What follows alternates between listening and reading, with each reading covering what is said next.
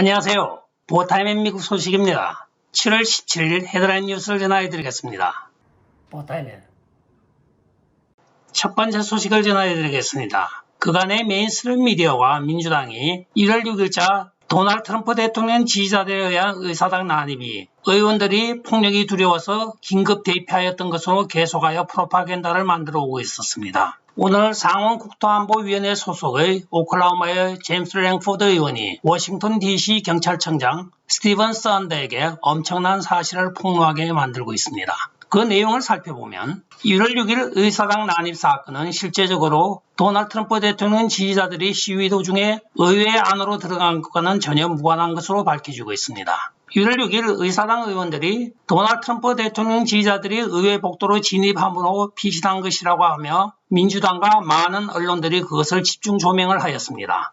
그리고 그간 주요 언론과 방송이 도널드 트럼프 대통령 지지자들을 국내 테러 분자로 몰아가는데 아주 좋은 도구로 계속적으로 지금도 사용을 하고 있습니다. 여기서 폭탄적인 새로운 사실은 의회 대피령은 도널드 트럼프 대통령과는 전혀 무관하게 실제로는 사제 폭탄이 설치가 되어 있었으므로 대피령이 내렸던 것으로 밝혀지고 있습니다. 도널드 트럼프 대통령 지지자들이 1시 30분경에 본부 건물에 도착하기 이전에 벌써 오후 1시에 그 사제 폭탄이 발견이 되었다고 합니다. 발견된 장소는 캐넌 하우스 오피스 빌딩과 라이브러리 오브 컨그레스 빌딩이라고 하여 공화당 원내 총무가 있고 공화당원 전체 의회 사무실이 있는 곳과 또한 의회 도서관 벽에서 발견이 되었다고 합니다. 이 사실은 오늘 DC 경찰청장이 스티븐 썬더가 상원 홈랜드 시큐리티에서 보고를 하고 있는 것입니다.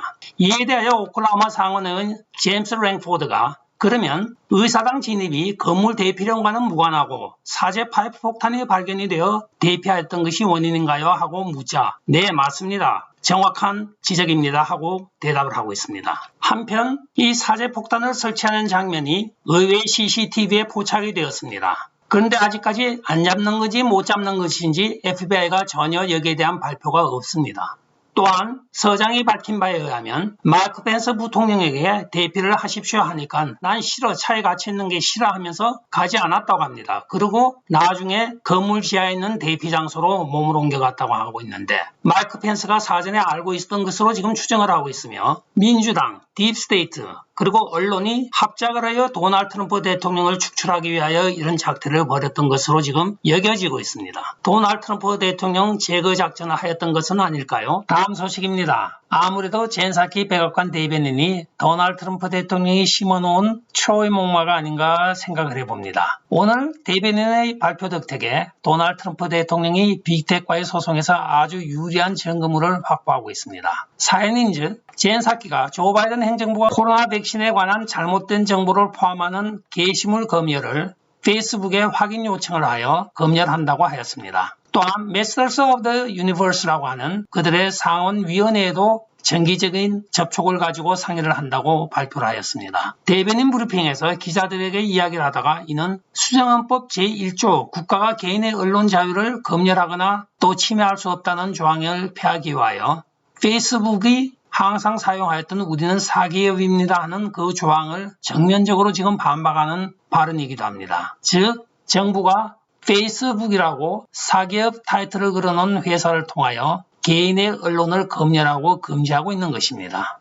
이는 도널드 트럼프 대통령이 수정헌법 2조에 의하여 지금 소송을 제기한 것에 아주 딱 들어맞는 증거물을 지금 젠사키가 제공을 하고 있는 것입니다. 여기에 젠사키가 더욱더 보너스로 준 것은 만약에 한 군데 빅텍에서 금지를 당하면 나머지 모든 빅텍들도 같이 검열을 하고 금지를 하게 되었습니다라고 이들의 연대관계까지 확인을 하여 주었습니다. 도널드 트럼프 대통령은 페이스북 하나만 상대로 싸워가지고 이기기만 하면 나머지는 자동으로 전부 이기게 되어 있는 현실이기도 합니다. 젠사키 아주 잘하고 있습니다. 열심히 하십시오. 다음 소식입니다. 오바마 대통령 때부터 시행되어 온 다카 프로그램이 지금 종료를 고하게 되었습니다.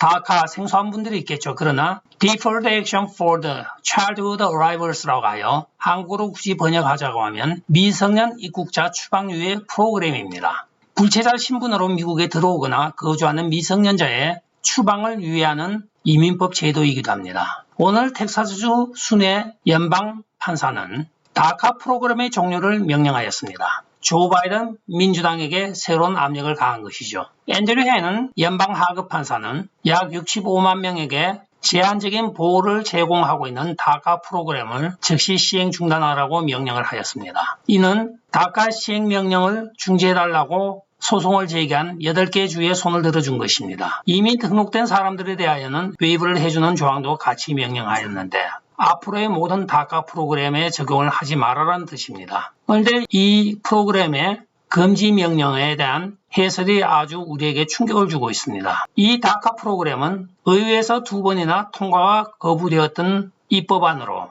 오바마 행정부 때 오바마가 편법으로 이걸 행정명령으로 바꾸어서 시행을 하여왔던 것입니다. 그리하여 그간의 수많은 불법 청소년 입국자들이 이 다카 프로그램을 이용하여 미국에 합법적으로 거주하면서 이민 신청을 하고 또는 사회 보장을 많이 받아왔던 것입니다. 미국 건국 이래 가장 불법 부패한 대통령이라는 칭호에 걸맞는 오바마의 행정명령이기도 하였던 것을 오늘 판사는 의회를 우회한 불법적인 이 명령서는 효력을 정지해야 한다고 하면서 판시를 하여버린 것입니다. 지금 돌이켜보면 다카 행정명령 시행 중지를 요구했던 도널드 트럼프 대통령에게 그때 뉴욕 지방판사가 이것은 법에 어긋난다고 판시하였던 것이 기억이 납니다. 그 판사 법률과 행정명령의 구분부터 짓는 것을 먼저 배워야 되겠습니다. 다음 소식입니다.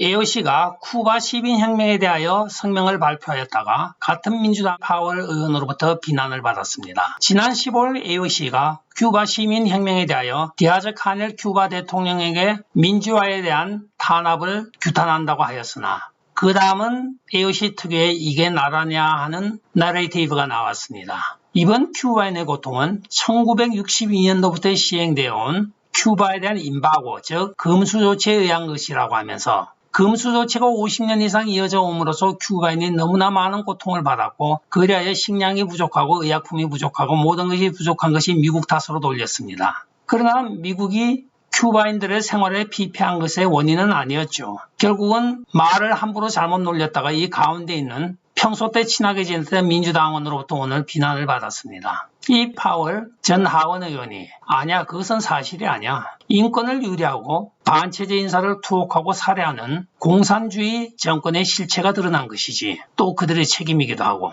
청소년과 노인까지 목숨을 걸고 민주화 운동을 지금 부르짖고 있는데 우리는 그들의 외침을 들어줘야 돼. 그리고 우리 미국이 행동에 나서야 할 때야. 그리고 이건 미국 국가의 안보적 차원의 문제이기도 해 하면서 따끔하게 일침을 가하고 있습니다. 정신 차리세요, AOC 의원. 다음 소식입니다. 중국의 샤오미가 애플을 제치고 스마트폰 세계 제2위로 도약을 하고 있습니다. 시장 분석 전문 회사인 캐널리스에 하면 2021년 2, 4분기에 샤오미가 애플을 제치고 세계 2위로 등극하였다고 전하고 있습니다. 이번에 샤오미의 약진은 아프리카에서 150%를 증가하였으며 중남미의 300%, 서유럽의 50%의 판매량이 증가한 원인이라고 발표를 하고 있습니다. 세계 제1의 시장 점유율을 가지고 있는 삼성의 19%에 이어 17%로 2위를 차지하였으며 애플은 14%로 3위를 하였습니다. 또한 2위로 등극한 배경에는 최근에 스파이 취급에 무리를 일으켜 부품 공급에 상당히 어려움을 겪고 있는 하웨이 몰락의 반사 이익을 샤오미가 챙긴 것으로 분석을 하고 있습니다. 다음 소식입니다. DOJ가 변호인에게 무죄 추정에 반대하는 입증을 해야 될 책임의 일환으로 방대한 데이터를 처리하기 위하여 2021년 5월 28일 딜로이트라는 회사와 하청 계약을 체결하였습니다. 그 이유는 민간기업의 데이터 처리 능력이 전문성이 있으므로 사건 기소의 효율성을 높이기 위한 것이고 또한 방대한 영상, 녹취 등을 자료를 분석하고 편집하기 위하여 자료 처리 전문 회사가 필요하다는 변명이기도 하였습니다. 또한 이 회사가 만든 자료로 1월 6일 사건을 DOJ가 약 6천여 건을 소환장을 발부하였으며 200명을 기소하는 데 큰 공을 세우기도 하였습니다. 그러나 오늘 DC에서 연방판사 베일 하월은 연방규칙이 공공정부기관을 제외하고는 민간기업에 정부의 자료를 공개하는 것을 금하고 있기 때문에 그 회사에게 기소를 하기 위하여 공공기관인 FBI에 영상자료를 넘겨줄 수 없다고 판시를 하였습니다. 이는 1월 6일 의사당 사건 자료를 외부에 공개하여 여론을 조성하고 증거영상 제작을 시도하려던 DOJ에 대한 제재를 법원이 한 것입니다. 끝까지 시청해 주셔서 감사합니다. 좋아요, 구독, 알림 그리고 공유 부탁드리고 댓글 많이 부탁드리겠습니다. 안녕히 계십시오. 바이.